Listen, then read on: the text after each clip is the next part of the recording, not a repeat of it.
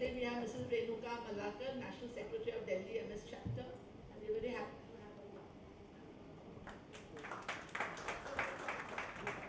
Delhi. Let's come. Yes. Now we have Milind with us.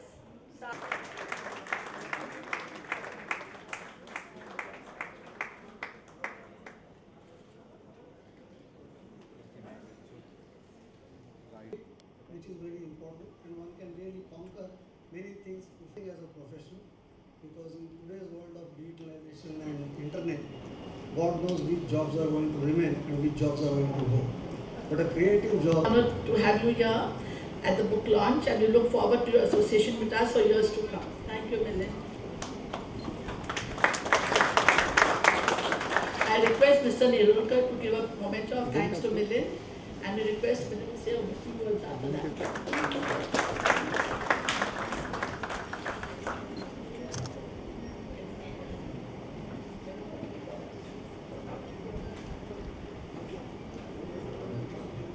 Is it? Okay. Good. Good evening, friends. Very happy to be back here once again with this very, very inspiring gathering. I'd just like to say that I'm quite excited ever since I heard about this book. And of course, Probir thinks that he tried very hard to convince me to be here. But the reason I'm happy is because I think it's very inspiring. You know, a lot of people I meet every day, they talk about fitness, you know, especially to me, because recently, even though I have been involved in fitness and sports and health activities since I was a child, people have started talking about fitness and health today quite a bit. So they ask me about fitness. How do I be fit? How should I be healthy? What should I do? What is the first step? And I tell them that, you know, fitness starts in the mind. And they're a little disappointed because they think it's about running 100 miles or lifting 20 kilos or doing 400 push-ups. But that's not fitness. Fitness is about dealing with life. Fitness is about being positive when everything around you can make you negative. Fitness is about spreading positivity amongst everybody around you, creating an environment where everybody can be their best. Not in competition, but as individuals. What is the best you can be in your situation? And when you can encourage people around you to do that, to be their best, and how do you do that? How do you encourage people to be their best? Just by being your best. Just by doing your best at every minute, you inspire other people by your example to do their best. And I think this is a great inspiration of Probir writing this book. And I mean, it's his first book. And sometimes we talk about, you know, people with a disease or people with disabilities, and we say that, oh, you know, poor things, they must be sitting at home, they must be depressed. But it's not like that. I meet so many people who we feel sometimes that, you know, this life has been bad to them. They're in a bad situation. But when you meet them and you see what they're doing, you're amazed. That they're so full of positivity, so full of enthusiasm, so full of excitement for what life has to offer, that it becomes inspiring for everybody else. So I'm really excited to be here. I'm very, very happy to meet you. Very proud of you for the lesson. And again, I'd like to thank Mrs. Chitnis for meeting me in 1997 and bringing me into the Multiple Sclerosis Society. Always very happy to be here, to be part of all the activities. I would like there to be many more, and I think this year there have been more activities. Too many? It's never too many. We should do more, and as far as possible, I will try to be there. Thank you very, very much. And now, the next thing I look forward to doing is reading from the book. Okay, thank you. Thank you, Milind, for your lovely words. Now to the star of the day, Probir Sengupta. He is a MS warrior and has made us all very proud today on World MS Day. In spite of his MS problems, he has achieved his dream of writing and publishing a novel. MSSI has publicized this launch of Probir's book all over the MS world through MSSI websites and MS International Federation websites. And Probir, you will find many MS families around the world who are waiting to read your book. Before going home, I request everyone, those who have not purchased a book, please do so, because I have purchased one just now. I want everyone to purchase. Now I will request Mr. Milind to present a memento to Probir. Please, sir.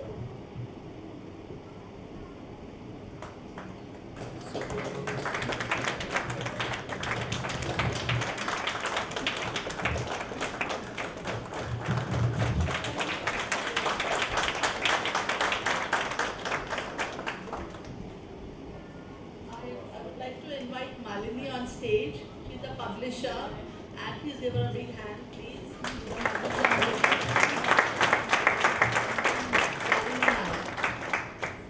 Now I request all the audience and everyone present here to just stand and hold hands and let's form a human chain. To just show our solidarity to MS. Just be in your places and we can just make a chain.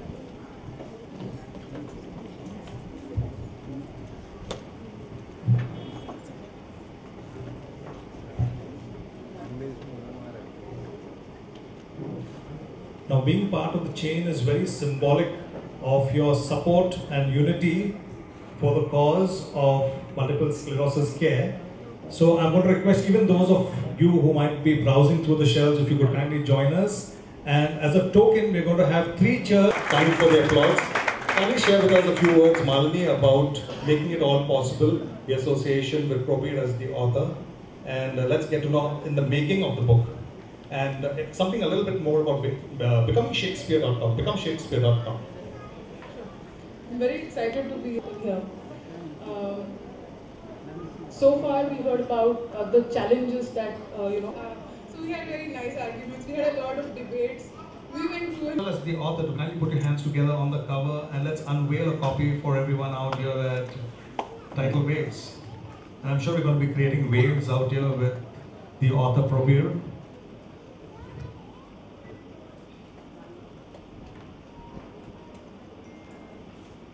And so now it's time to unclothe one copy out here of Unclothed.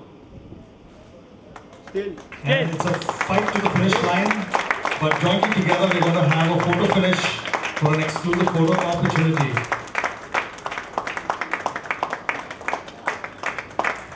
So here presenting Unclothed by Probir Sengupta.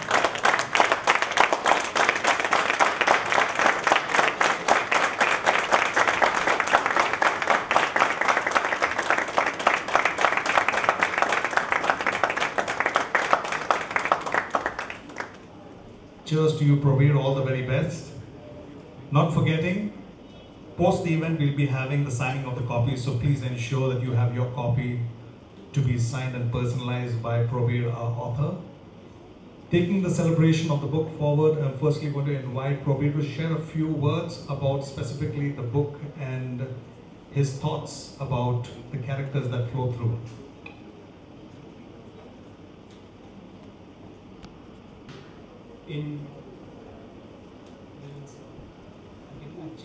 I can actually see so much of him in Milind, so but yeah, it is that way.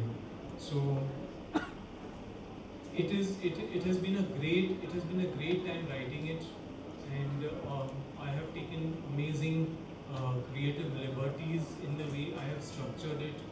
When if you all open it, you all will see that it's a little disjointed, but that was a conscious effort. That was very thought about conscious effort that has gone into making it the way it is.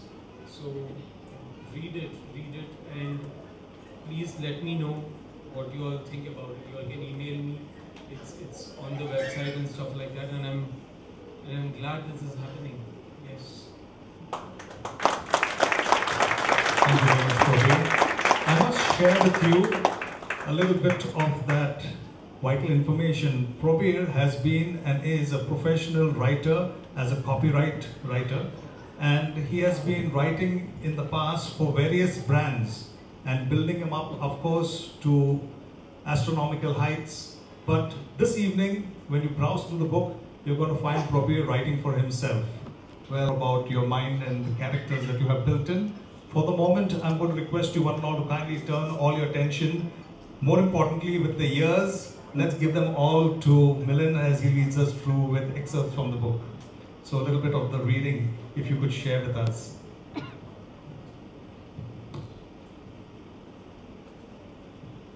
So here we go, ladies and gentlemen. If you've got your books, then you can get your eyes a little bit on Milind, a little bit on the excerpt of the book. He could probably tell us which page is he reading from. And lend your ears. It's over to Milind.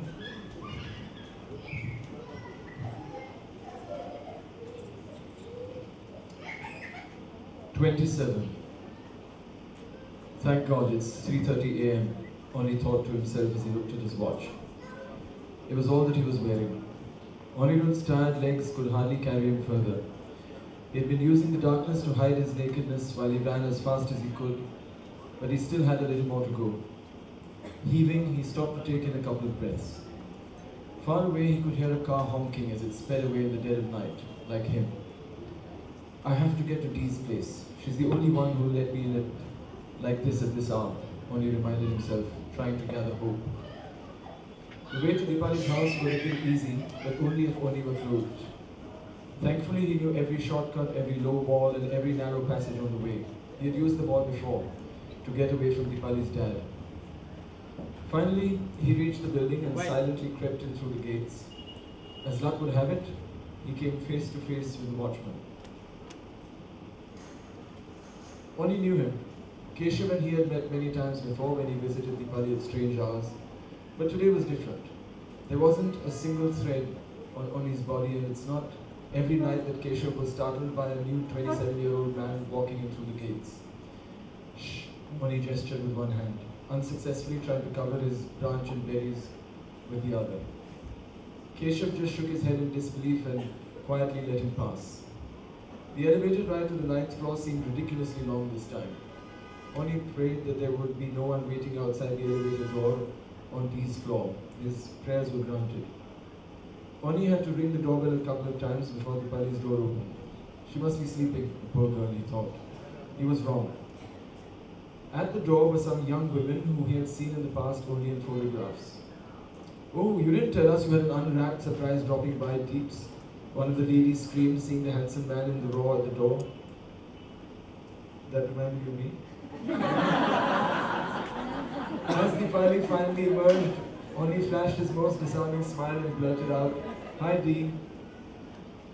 The young man could feel every single eye on his butt-strapping body. "I'm hosting a hen's party. This is just what we needed," she said, after quelling the million questions budding in her head for a couple of seconds. He could trace the faint vestige of a smile on her beautiful face. Oni stepped in. Deep down, he was actually enjoying making an entry, wearing nothing but a smile. He was testosterone-soaked, part Cro-Magnon, part alpha male. He knew that this all-ladies party was about to get a lot noisier.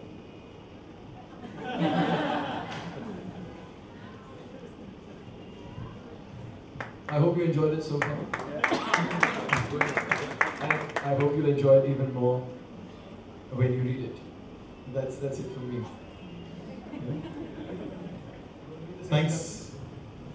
Thanks a lot, Milind. Of course, he got in the life into the characters, and if you had the taste and flavor of the book through the eyes and the tone of Milind, I'm sure you'll be having your own set once you get back to your book, your personal copy. Right now, we're going to engage ourselves with a little bit of an interaction with the author to get under the skin of the book. So we'll be floating a mic around, and those of you who might have a question for Probir, kindly raise your hand, or maybe something that you would like to know a little bit through the eyes of Milind, kindly raise your hand, and we'll try to accommodate as many questions as we can. Keep the question very brief, and we'll look at the time constraints. For the moment, Probir, to get it all started, the title itself is very revealing. So, could you share something about the title that you've given the book, Unclothed?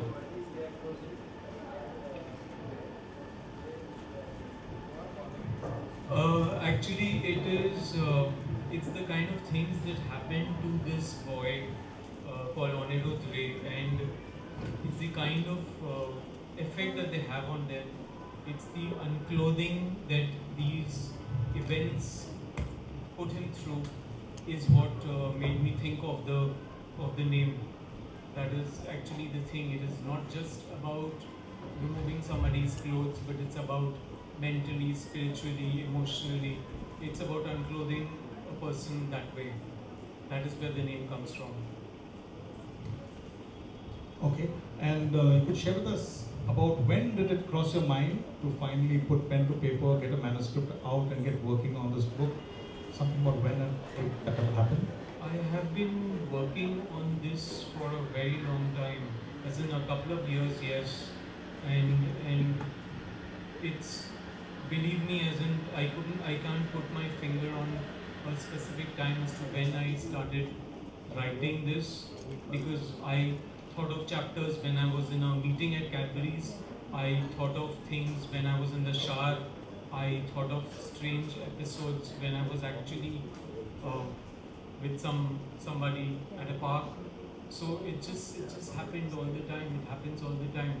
That is exactly how writing is, because you cannot say where something was born. It just happens all the time, and that is exactly how advertising was. So I guess it seeped into my writing also very unconsciously. I'm going to throw it open to the house. Milind, anything that you would like to ask Probir before I hand it over to those in the audience? Okay, we have that. Kindly give us your name and thereafter the question that you'd like to ask Probir. I am Prema Raghavan from Baroda. I've been with Sheila from the beginning of MS. I would like to know, have you mentioned about your MS so that you inspire others, to do something like this? I have not mentioned about MS in the book, as in it's actually not.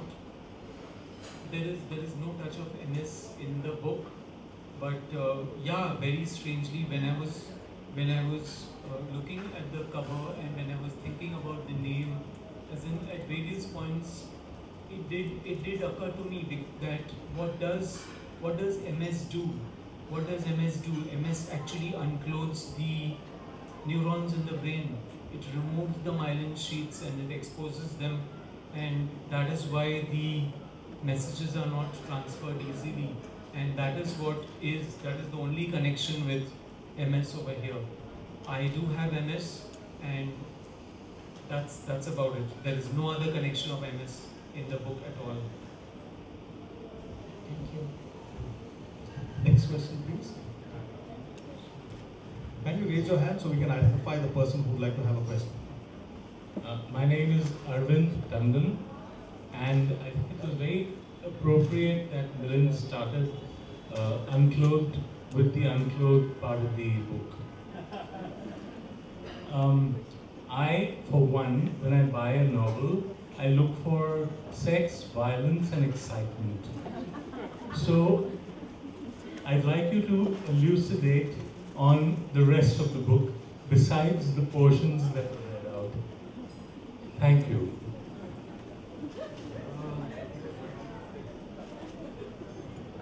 There is a lot of it. There is a lot of it. I will be very honest. That is exactly how our lives are. That is exactly how our lives are, and there is nothing wrong with it, because it's what we go through in our everyday. And I don't want people to pick up the book thinking that, oh, okay, this is a book called Unclothed, so there must be a lot of sex in it. But surely not, because that is not what the book is about. But it does leave the person on a strange note. It leaves the person on a strange thought, that it is so strange that these are the things that do happen to all of us. These are the things that happen to all of us, and they're actually unclothing us in various ways in our everyday lives. And there's nothing that, okay, it happened only to Oni and it doesn't happen to me. It happens to all of us actually all the time. Thanks. The next question, please.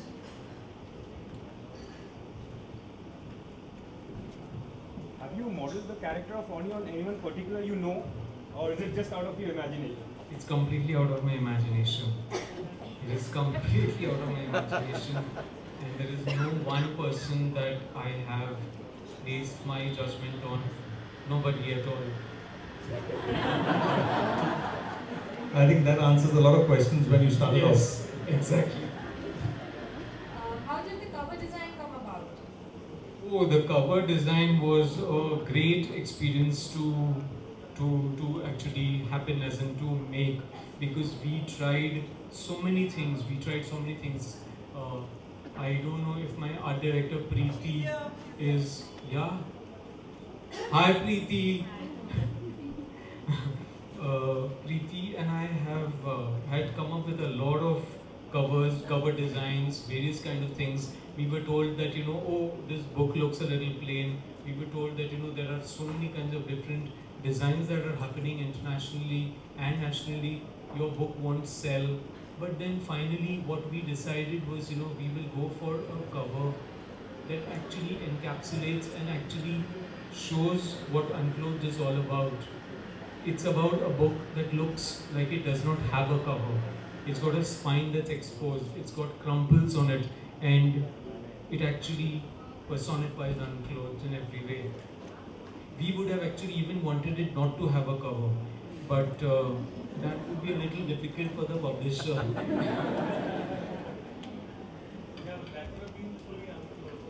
That would have been fully unclothed, and that would have been what we actually really wanted. We tried to show this in a pictorial way, but yeah, that's okay. That's okay. Why exactly do you think Oni is running naked on the road early in the morning? And that is exactly what Unclothed is all about. So we did not mind having a book not having a cover actually. Do we have the next question? Can you pass the microphone?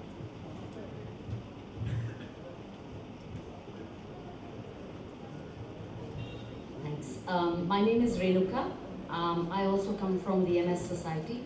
Probir, I want you to just share with everyone, it's not a question, but when you told me about your wish that you wanted to always be a writer and you never had time, and how today you feel that MS has made you do and realize your dream, that is so, such a different perspective.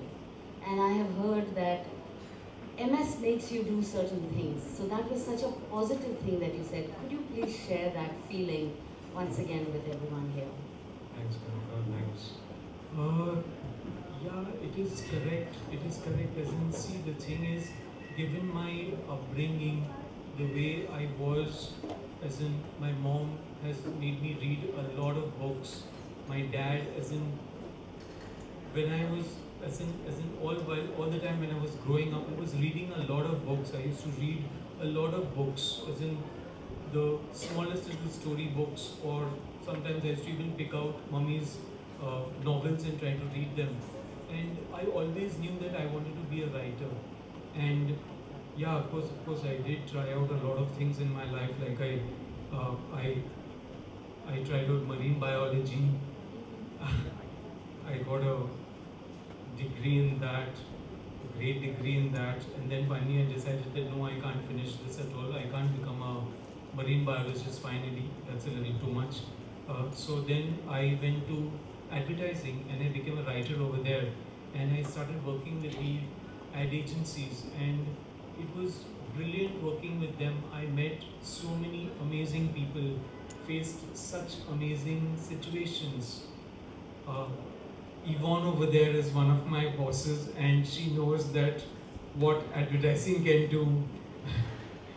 And so yeah, so it made me a writer, but all the while what I was doing is I was writing for others. I was just writing for some other brand. I was always writing for the client used to tell me.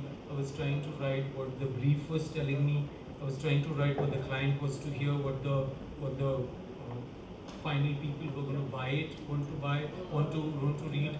So that is why writing was not actually happening, and that is when MS struck me. And it is sad. It is very sad. I'm not saying that I'm enjoying it, but it is a great place to be in, because right now given the condition, it's cleaned up a lot of mess from around. It's cleaned up so much that what I can do is I can pick up the pen and use my pen to write. And that is why, that is the only thing that I can actually thank MS for. It's actually turned me into an author, which I don't think advertising or marine biology or anything could have done before.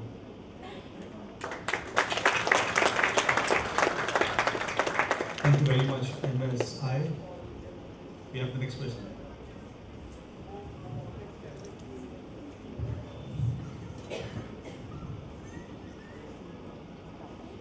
Hi, Probir, I'm Deepika. I think advertising must have underlyingly helped you in advertise also. You unclothe the product. Is it so? Has it got anything to do with this? It doesn't have anything to do with that, but yeah, actually, if I think about it, Milind sir is so right. It's actually, I will have to give it my own clothing, and we are shown a product and we're told to, okay, go ahead and sell it. And given our audiences, it's extremely difficult. It's extremely difficult. Every time you come up with an idea, somebody tells you, let's go for research, and we go for research and we see our ideas being shot down ridiculously bad. Ridiculously bad. It's like nobody understands them. So that is why I guess writing is better this way. Thank you. Sure.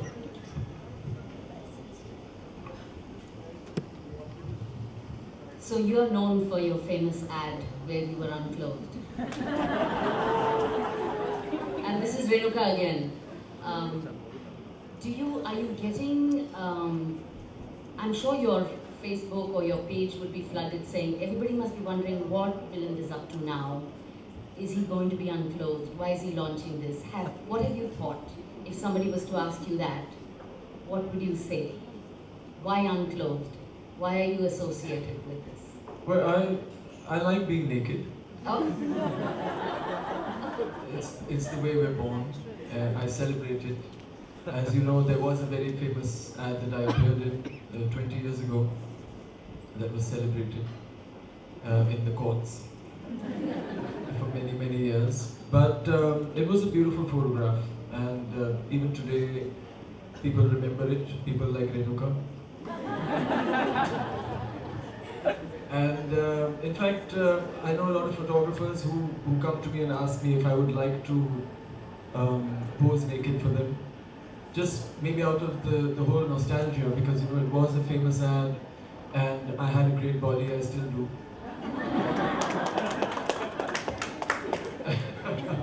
I worked hard at it.